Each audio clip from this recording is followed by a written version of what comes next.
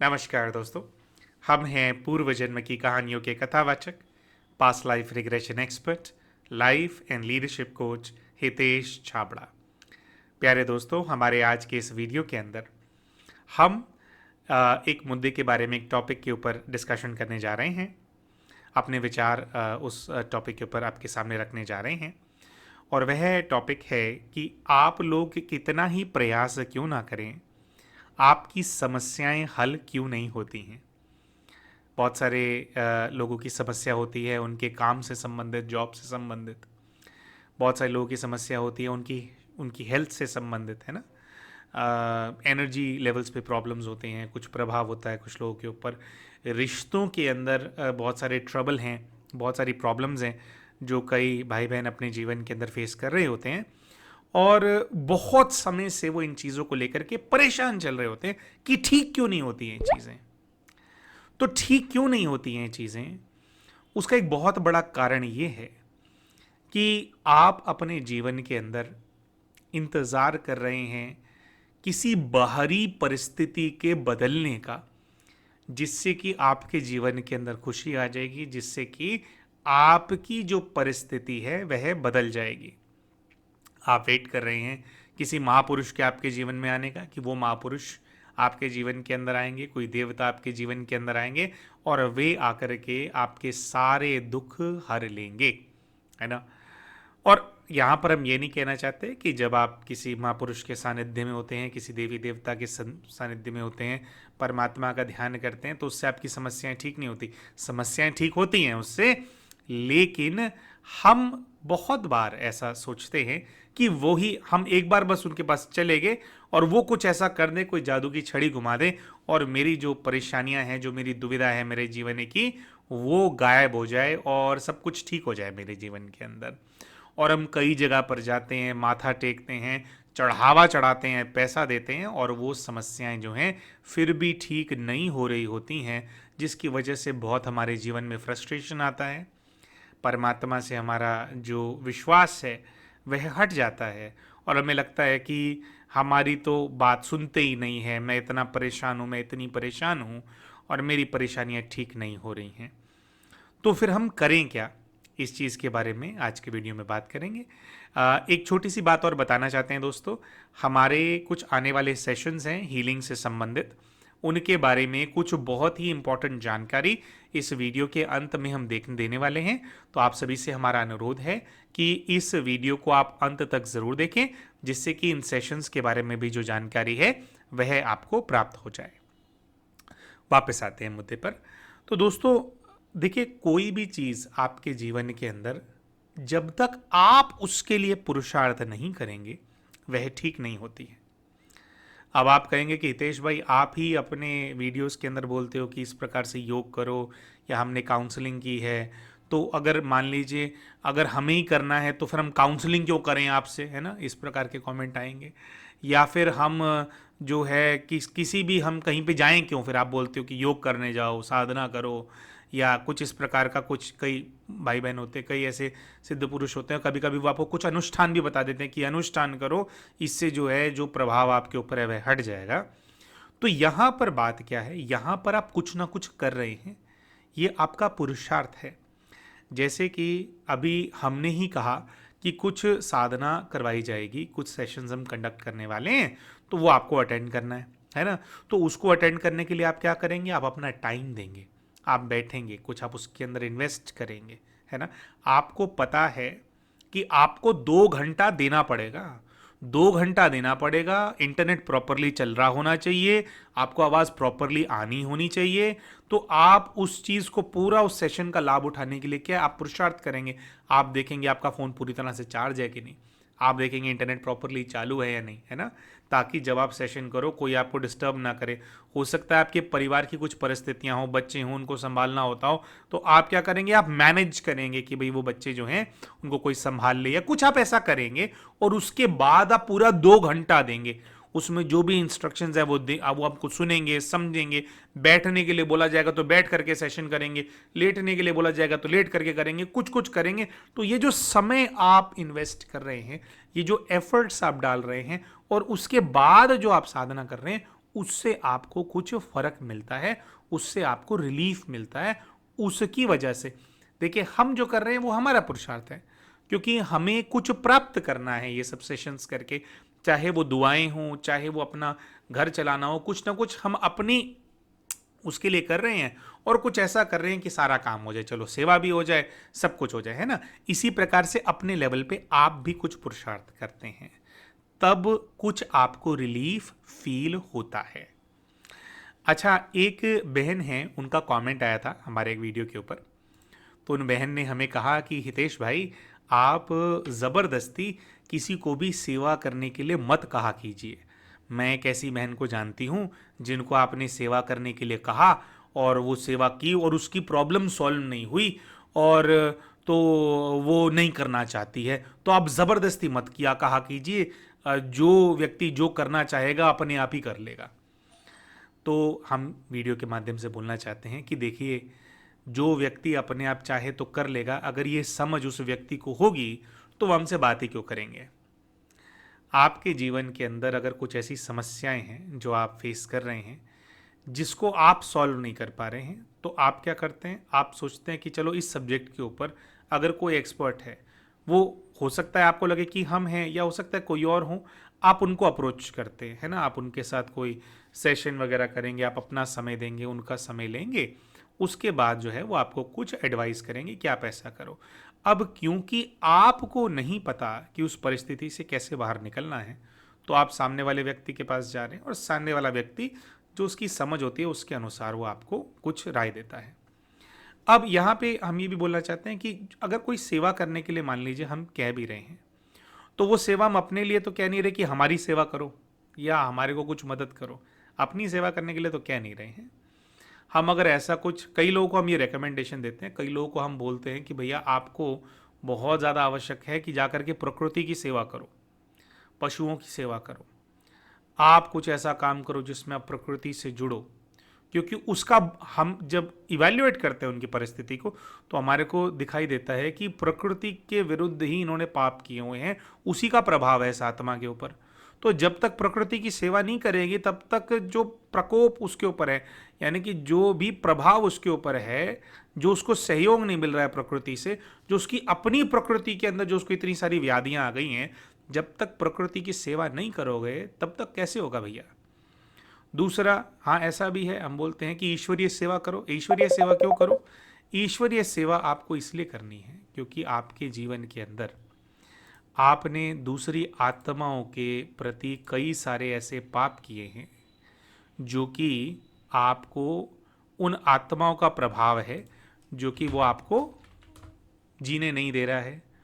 तो जब आप कोई ईश्वरीय सेवा करते हो, जो भी ईश्वरीय सेवाएं करने के लिए हम रेकमेंड करते हैं, उसमें हम क्या बोलते हैं, यही तो बोलते हैं ना कि ऐसा कुछ करना है जिससे दूसरी आत्माओं का फायदा हो, है ना।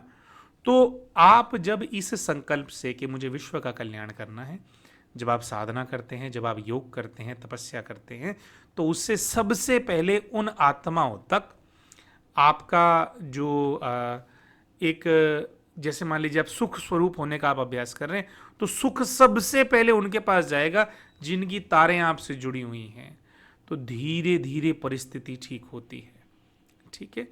अब होता क्या है कि कई बार हम ऐसा सोचते हैं कि आपने सोचा हुआ है कि मेरी इस इंसान से शादी हो जाए, और मैं काउंसलिंग करती हूँ या कुछ ऐसा करती हूँ कि मुझे पता लग जाए कि इससे शादी कैसे होगी। अब कुछ चीज़ें ऐसी होती हैं, देखिए हम जो काम करते हैं या हम जो भी राय देते हैं वो इन लाइंस पे देते हैं कि जिससे आपके जीवन के अंदर खुशी कैसे आ सकती है, या आप अपनी परिस्थिति से ऊपर कैसे उठ सकते हैं। बहुत बार ऐसा भी होता है कि जो आप सोच रहे हैं कि इस तरह की परिस्थिति है और वो ऐसे हो जाएगी तो मैं खुश हो जाऊंगा, एक्चुअली में उसका, वो आपके जीवन का सोल्यूशन है ही नहीं। एक्चुअली में वो आपको खुशी देगा ही नहीं, एक्चुअली में वो आपको परिस्थिति से बाहर निकालेगा ही नहीं। वो ऐसी चीज होगी जो कि एक माया का जाल है, उसके अंदर आप फंसे हुए हो, सालों से प्रयास कर रहे हो, उसके अंदर अपने आप को झोंक रखा है, और आप ये चाहते हो कि कोई व्यक्ति आपको कुछ ऐसा बता दे कि आप वो अचीव कर लो जो कि आप सोच रहे हो। एक्चुअली में वो अचीव करने वाली चीज ही नहीं है जो आपको लग रहा है। हो सकता है कि वो आपको ऐसी चीज़ें जो आपका जीवन बर्बाद कर रही है और उससे हट जाना ही आपके लिए ठीक है ना। तो अब बात क्या है, एक चीज़ से आप हटोगे तो तब हटोगे ना, किसी दूसरी चीज़ के अंदर आप ध्यान लगाओगे। तो ऐसा कई बार होता है कि हम इस प्रकार से कुछ रिकमेंडेशन देते हैं कि आप यहाँ से अभी इसको छोड़ो और अपना ध्यान यहाँ लगाओ। अब आप देखिए कि आप ऑलरेडी एक काम ऐसा कर रहे हैं जो कि एक लो वाइब्रेशन काम है। आप कोई लो वाइब्रेशन चीज़ को अचीव करने का अपने जीवन में प्रयास कर रहे हैं। तो उससे अगर बाहर निकलना है तो आपको अपने आप को किसी ऐसी चीज में एंगेज करना होगा जो कि हाई वाइब्रेशन वाली चीज है। हाई वाइब्रेशन वाले, देखिए लो वाइब्रेशन वाली वो चीज होती है जिसमें दूसरी आत्माएं आपको रोक रही हैं कि तुम ये मत करो, जो कि दूसरों के विरोध में होती हैं, ठीक है। और हाई वाइब्रेशन वाली चीजें वो होती हैं जिसके अंदर आप दूसरों का कल्याण सोच करके कुछ आप कर रहे हैं, कुछ सेवा कर रहे हैं। आप चाहे अपनी लाइफ में कुछ आप अचीव कर रहे हैं, लेकिन वो इस चीज से संबंधित है कि दूसरों की सेवा हो जाएगी। तो उसमें क्या है, दूसरी आत्माओं की दुआएं आपको मिलती हैं। तो दुआएं आपको मिलती हैं तो उससे क्या, दुआएं आपको ऊपर उठाती हैं, बद्दुआएं आपको नीचे गिरती हैं। तो जब हम रेकमेंड करेंगे तो कुछ ऐसा पुरुषार्थ बताएंगे जिससे कि आप दुआएं कमा सको। अब बात क्या है, जन्मों जन्मों के पाप सभी लोग इस समय इकट्ठा करके बैठे हुए हैं। वो पाप इतना ज़्यादा दबा चुके हैं सभी लोगों को कि जब आप उनसे बाहर निकल रहे होते हो ना, तो आपको फील नहीं होता कि आप बाहर निकल रहे हो, आपको लगता है कि आप वहीं फंसे हुए हो, है ना। मान लीजिए आपके सर के ऊपर 10,000 टन वेट है, आपने कुछ पुरुषार्थ किया, रोज 1 किलो कम हो रहा है। अभी 10,000 टन वेट है, 1 किलो कम हो रहा है, पता थोड़ी लगेगा, आपको तो लग रहा है ना आप पहाड़ के नीचे दबे हुए हो। तो धीरे धीरे चीज़ें कटती हैं। और ये वीडियो विशेष करके इसलिए बना रहे हैं क्योंकि हम ये भी बोलना चाहते हैं कि आप कृपया ऐसा ना सोचें कि आप एक बार कुछ कर देंगे या कहीं पर भी आप माथा टेक लेंगे तो आपकी प्रॉब्लम ठीक हो जाएगी। जो आपके साथ समस्याएं हैं आपके जीवन के अंदर, वो कई जन्मों से बहुत सारी चीज़ें इंसान करता आ रहा होता है, उससे इकट्ठी हुई हुई हैं।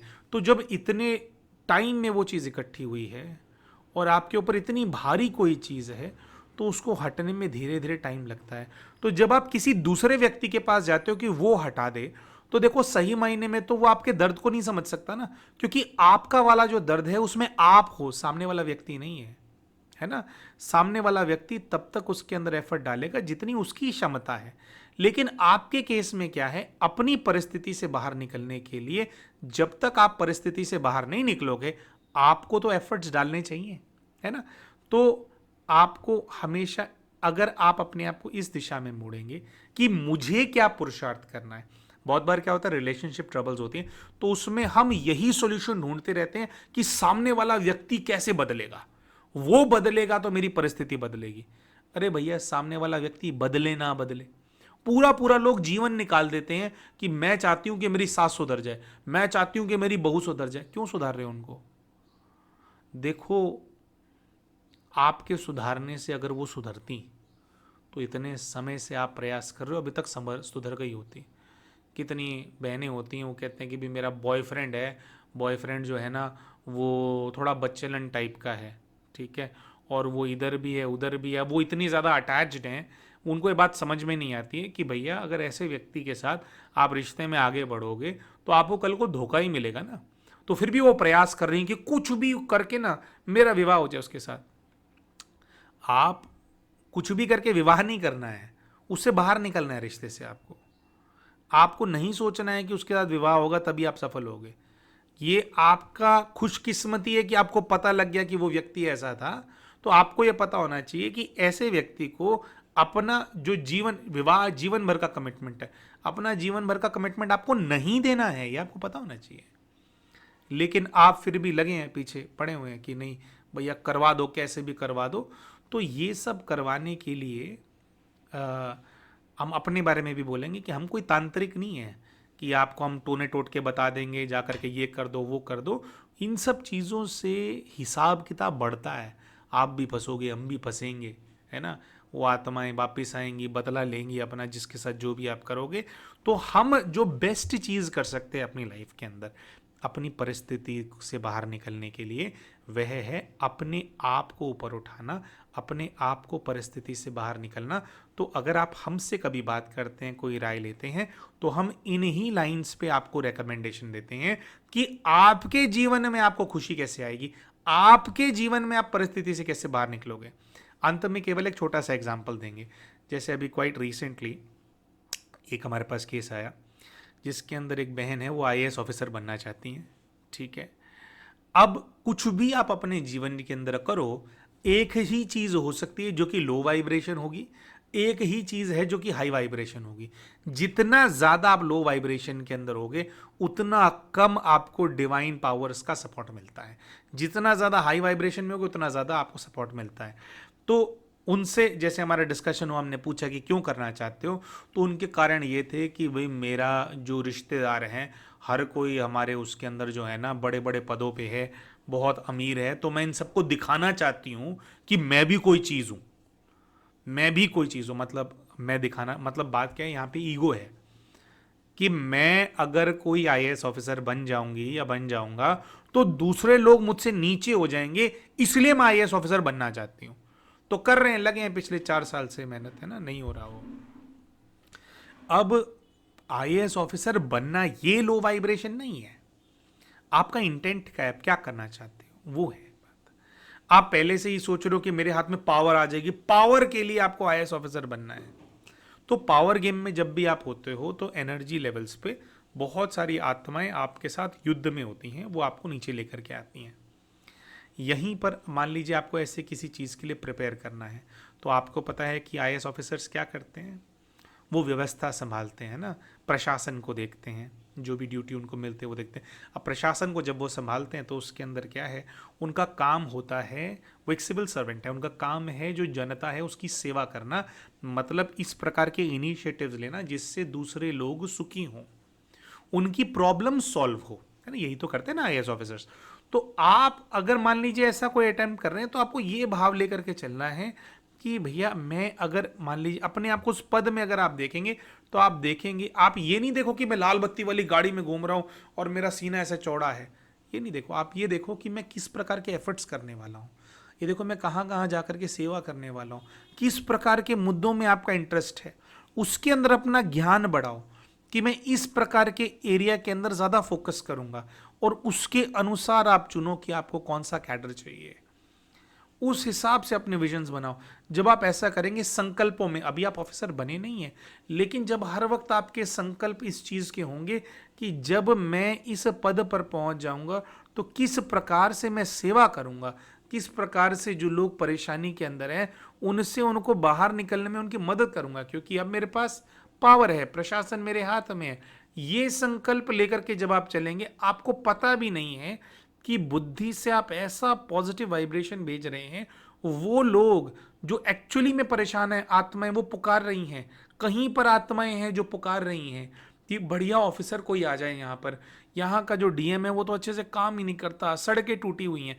जो वो लोग हैं ना, उनकी जो ये आह है और आपका जो संकल्प है कि मैं जाकर के ऐसा काम करूंगा, ऐसे मदद करूंगा, वो आत्माएं आपको खींच लेंगी, उनकी शक्ति आपको मदद करेगी आपके एग्जाम्स को अच्छा क्लियर करने में।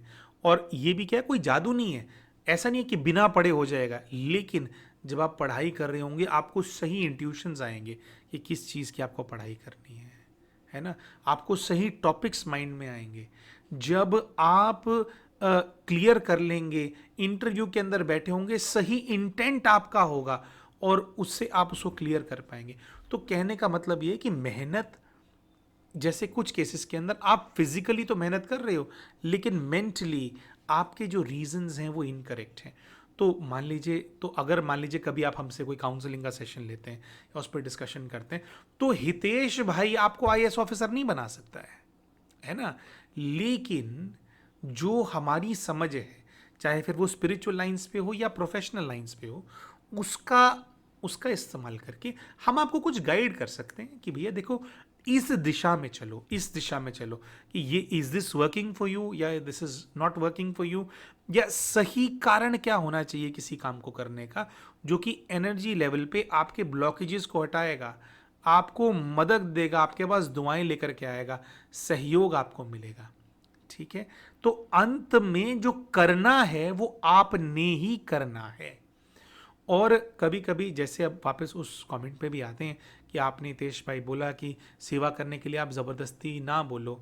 अरे भाई, अगर किसी व्यक्ति का हमारे को दिखाई दे रहा है कि ये अपने जीवन को बर्बाद कर रहा है, ये तो पूरा दिन भर फोन में घुसा हुआ है ना, वो फोन राक्षस है, उसकी एनर्जी चूस रहा है, ठीक है, या उल्टी सीधी बातों में इस व्यक्ति का दिमाग है, तो उसके दिमाग को हटाने के लिए हमें तो बोलना ही पड़ेगा ना कि जाकर के ईश्वरीय सेवाओं के अंदर अपना समय दो आप। 1 घंटा वहां रहेंगे तो 1 घंटा बुद्धि तो नहीं रहेगी इन फालतू चीजों के अंदर, और धीरे धीरे वहां पर मोटिवेशन आएगा, व्यक्ति उसके अंदर आगे बढ़ेगा, तो सतमार्ग पे चलेगा ना, अच्छी चीज की तरफ जाएगा वो। तो आपको अगर ऐसा लगे कि मेरा प्रॉब्लम सॉल्व नहीं हो रहा है, तो आपका प्रॉब्लम जो आपको लग रहा है कि आपका प्रॉब्लम है, वो एक्चुअली में प्रॉब्लम है ही नहीं, प्रॉब्लम कुछ और है। प्रॉब्लम यह है कि आप ऐसी चीज़ों के अंदर फंसे हुए हो, वो चीज़ें नेगेटिव हैं, वो आपकी एनर्जी को चूस रहे हैं, वो आपके नुकसान कर रही हैं वो चीज़ें। जब तक उसमें लगे रहोगे तब तक परेशान रहोगे। तो जो कुछ भी हम आपको रेकमेंड करते हैं वो इस हिसाब से रेकमेंड नहीं करते हैं कि आप जो चाह रहे हो वो ही कैसे अचीव होगा। वो करने के लिए हम जादूगर नहीं हैं, हम केवल सही पर्सपेक्टिव क्या होना चाहिए, सही नज़रिया क्या होना चाहिए, चाहे वो प्रोफेशनल दृष्टि से हो या स्पिरिचुअल दृष्टि से हो, क्या सही तरीका होना चाहिए जीवन में आगे बढ़ने का, उसके लिए हम गाइडेंस दे देते हैं। फिर भी करना आपको ही है। जब तक आप पुरुषार्थ नहीं करोगे, आपकी परिस्थिति नहीं बदलेगी, और आपके पुरुषार्थ करने से आप बदलोगे, आपकी स्थिति ऊपर होगी, दूसरे नहीं बदलेंगे। अपनी स्थिति ऊपर उठानी है।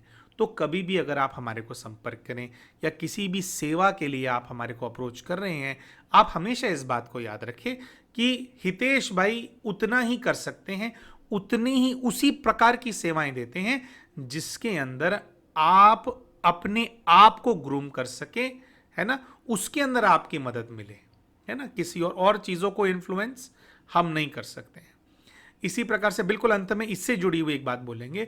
बहुत बार क्या होता है, हम ना चाहते हैं कि हमारे साथ स्कैम किया जाए, है ना, सब लोग चाहते हैं कि हमें ना फंसा लो आप, है ना, क्योंकि हम चाहते हैं कि बस कुछ मैं ऐसा कर दूं, आप मुझे बस बता दो कि मुझे क्या करना है, थोड़ा बहुत मैं कर दूं। और थोड़ा बहुत का मतलब ये होता है मुझसे पैसा ले लो आप, है ना, मुझसे पैसा ले लो लेकिन मुझे इस चीज से बाहर निकाल दो। दोस्तों, ये जो एटीट्यूड है यही आप लोगों को फंसाता है।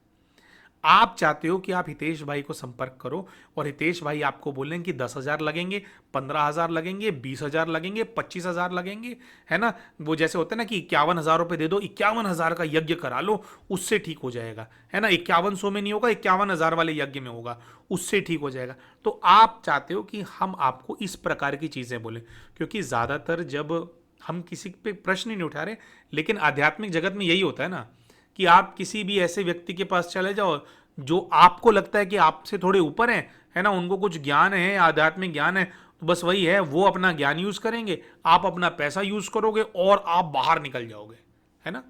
तो हमारे साथ ऐसा नहीं है। ठीक है, ठीक है, हमारी अपनी कुछ रिक्वायरमेंट्स हैं, हम अपनी कमर्शियल सेवाएं चलाते हैं, हम फीस भी चार्ज करते हैं, लेकिन हमें बेवकूफ़ बना करके पैसे इकट्ठा करने की कोई आवश्यकता नहीं है। तो इसीलिए जब आप हमें संपर्क करते हैं और आप एक्सपेक्ट करते हैं कि हम आपको झूठ बोल देंगे, आपको मीठी मीठी बातें करेंगे कि हाँ हो जाएगा हो जाएगा, ऐसा हम कर देंगे, और बस आपको बोलें कि अब इतने पैसे दे दो, अब उतने पैसे दे दो, तो हम वो काम नहीं करते हैं, हमारे को वो करने की कोई ज़रूरत नहीं है। जितना हमारे पास आता है वो इनफ है, और इसमें ही हम बहुत, अगर कमाई की भी बात करें तो हम बहुत कमा लेते हैं। तो हमारे को इस तरह से लोगों को फंसाने की कोई आवश्यकता नहीं है, लेकिन आप यही एक्सपेक्ट कर रहे हो कि हमें फंसा के रखो। जैसे आप जितने भी भाई बहनों ने हमसे काउंसलिंग वगैरह के सेशंस लिए होंगे, वो भी, उनको भी हम कहेंगे कमेंट में आप ये बात, आपका तो अनुभव है, आप भी रखें। हमें आपने संपर्क किया, हमने एक बार आपसे सेशन किया, पैसा लिया, ठीक है, वो भी कुछ भाई बहन होते हैं, उनको आर्थिक तंगी होती है, तो जो वो कर सकते हैं कर देते हैं, ठीक है, खैर उस चीज़ में नहीं जाते अभी। तो हमने किया, हमने एक बार पैसा लिया आपसे, हमने आपको समय दिया, 1 घंटा, सवा घंटा, 1.5 घंटा जो लगता है वो आपको दिया। उसके बाद हमारा प्रयास ये होता है कि आपको बार बार ये पैसा खर्च न करना पड़े, है ना। बार बार पैसा आप खर्च करेंगे तो हमारे पास तो आएगा ही ना। हम बोल सकते हैं, अच्छा देखिए, कभी भी किसी परिस्थिति से बाहर निकलना हो तो उसमें क्या कंसिस्टेंट एफर्ट चाहिए। अभी आपने कुछ किया, 1 हफ्ता ये प्रैक्टिस किया, फिर 10 दिन ये प्रैक्टिस किया, धीरे धीरे इंसान बाहर निकलता है ना। आपको लग रहा है आप 25 साल से किसी समस्या के अंदर हो, आज एक बार कोई सेशन होगा और आप बाहर निकल जाओगे, ऐसे थोड़ी होता है। समय लगता है, क्योंकि हम आपको कुछ बोलेंगे, उसके बाद आप उस पर काम करोगे, कुछ चीज़ें काम करेंगी, कुछ चीज़ें काम नहीं करेंगी, आप फिर अप्रोच करोगे, फिर वो होगा। तो हमारा प्रयास क्या होता है कि आपको बार बार खर्चा न करना पड़े। अब देखिए, अगर आपको हमसे 1-on-1 में समय चाहिए, 1 घंटा, 1.5 घंटा, तो हमें तो चार्ज करना पड़ेगा ना, अपना घर चलाना है। लेकिन हम क्या बोलते हैं फिर आपको कि अरे भाई, ये मतलब हमें क्या होता है, एक बार हमने दिशा दिखा दी कि इस प्रकार से आपको चीज़ों को देखना है, इस तरह से आप दिशा में आगे बढ़िए। और ये जो पॉजिटिविटी के आपको डोज चाहिए, ये जो आपको रोज चाहिए ना, कि रोज आपको एनर्जी चाहिए होती है, रोज खुद को मोटिवेट करना है उस दिशा में आगे बढ़ने के लिए, रोज शक्ति चाहिए। रोज तो हितेश भाई आपसे बात नहीं कर रहे हैं ना, कर भी नहीं सकते हैं, है ना। और कब तक खर्चा करते रहोगे। तो उसकी वजह से हम बोलते हैं कि जाओ भैया, सेंटर जाओ, राजयोग सीखो, वहां पे आप डेली जाओगे, डेली क्लास करोगे, डेली पॉजिटिविटी का डोज मिलेगा। अब हाँ, उसके अंदर कुछ लोगों को ऐसा हो सकता है कि हमारी सोच नहीं मिलती, हमारी मैच नहीं करती। जैसे एक बहन है, उनसे हमारी बात हुई थी, तो उनको हमने कहा कि बहन आप ये करो। उनके ऊपर ऐसे ऐसे प्रभाव थे और इतना वो कर्जे में डूबी हुई थी। हमने उनको बोला, इतने प्रेम से बोला, हमने कहा बहन कि ये वाला पुरुषार्थ करो, इस प्रकार से करना, और जो है सात्विक भोजन आपके लिए मैंडेटरी है। क्योंकि जब भी आप ये नॉनवेज वगैरह अपने घर में ला रहे हो ना, तो जो भी ये दुष्ट शक्तियां जो आपके आसपास हैं, तो वो क्या इससे भासना लेती हैं, वो आपके साथ में रहती हैं। क्योंकि बहुत ज़्यादा आपके घर में मांसाहार होता है, तो ये नेगेटिविटी आपके घर से जाएगी नहीं जब तक आपके घर से मांसाहार नहीं जाएगा। तो आपका ये पुरुषार्थ है कि आपको ये छोड़ना है। ये छोड़ोगे तो आपको हल्कापन फील होने लगेगा, और उसमें भी कुछ दिन फील नहीं होगा, क्योंकि वो जो चीज़ें हैं वो तो वेट करेंगी कि आप फिर खाओगे। वो आपके आसपास घूम रही हैं, वो भासना लेती हैं नेगेटिव चीज़ें, ऐसे मांसाहार से और जो ये वाला भोजन आप बनाते हैं उससे। तो हमने बोला कि, तो बहन ने बोला कि भाई जी देखो, ऐसा है कि ना, इसीलिए मैं ऐसी किसी चीज़ में नहीं जाती, मैं ना नॉनवेज खाना नहीं छोड़ सकती। बहन के ऊपर करोड़ों के कर्जे हैं। मैं हैरान हो गई बात सुन करके। अभी तक वो कह रही थी मेरे को कि इतने कर्जे, मुझे समझ नहीं आ रहा, मुझे लग रहा है मुझे फांसी लगानी पड़ेगी। वो फांसी लगाने को तैयार है, लेकिन वो पशुओं की हत्या होती है अपने स्वाद के लिए। आप किसी की हत्या कर रहे हो, आप उसको छोड़ने को तैयार नहीं हो, तो उसमें अब हितेश भाई क्या कर सकते हैं। हम जादू थोड़ी कर सकते हैं। हम रेकमेंड कर सकते हैं कि कौन सी चीज़ों से पॉजिटिविटी आती है लाइफ में, कौन सी चीज़ों से नेगेटिविटी आती है। अब करना न करना आपके ऊपर है। अब बात करते हैं क्विकली ये सेशंस के बारे में। दोस्तों, आपको पता होगा कि 7 डेज 7 चक्रा हीलिंग का सेशन होने वाला था, जो कि सेशन नहीं हो पा रहा है अभी, क्योंकि बहुत सारे भाई बहनों का हमारे को ऐसे मैसेज आ रहा था। 7 चक्रा हीलिंग था, उसके बाद इनर चाइल्ड हीलिंग का सेशन होने वाला था। तो बहुत सारे भाई बहनों का हमारे पास मैसेज आया कि हम एक बारी में 8 दिन का कमिटमेंट नहीं दे सकते हैं, इसीलिए वो एक साथ ये 8 दिनों के सेशंस को स्केड्यूल नहीं करना चाहते थे। हालांकि हमारे पास 15 से 20 रजिस्ट्रेशंस आए थे, है ना। 1500 रुपीज़ फीस रखी गई थी इन 8 सेशंस की। डेली 2 घंटे आपको देने थे सेशंस के लिए। तो हमने जितने भी भाई बहन हैं, उनकी जो फीस ऑलरेडी आई हुई थी वो हम वापस कर चुके हैं। अगर बाय चांस आपने इस सेशन के लिए फ़ीस सबमिट करी थी और आपको वापस नहीं आए हैं, तो कृपया आप हमारे को मैसेज डाल दीजिए व्हाट्सएप पे। आज आपका अगर कोई मिस हो गया है तो उनके पैसे भी हम रिटर्न कर देंगे।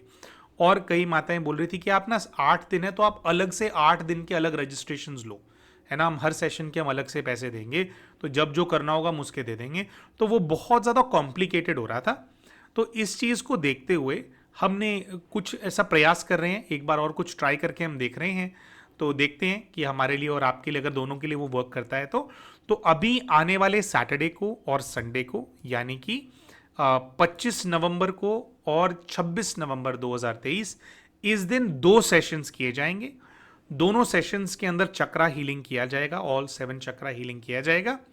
पहले सेशन का जो औचित्य होगा वह होगा उन आत्माओं से कनेक्ट करना जिन आत्माओं से आपके कार्मिक अकाउंट्स है, आपके परिवार में मान लीजिए आपके रिलेशनशिप ट्रबल्स हैं, दूसरी आत्माएं आपको परेशान करती हैं, तो उनसे क्षमा योग करवाया जाएगा उस सेशन के अंदर।